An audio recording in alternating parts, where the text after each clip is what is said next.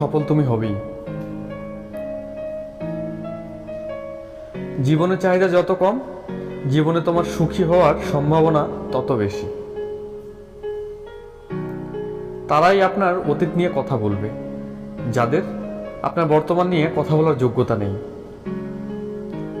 অন্যের জীবনে নিজের স্থান খুঁজে বন্ধ করো, নিজের জীবনে নিজেকে আরো উঁচুতে নিয়ে যাও। নিজেকে উন্নত করার জন্য এত ব্যস্ত থাকো যে অন্যের সমালোচনা করার সময় না পাও।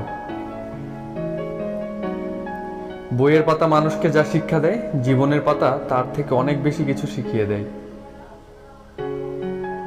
জীবনে শেষ বলে কিছু হয় না, সব সময় কিছু নতুন তোমার জন্য অপেক্ষা করে থাকে।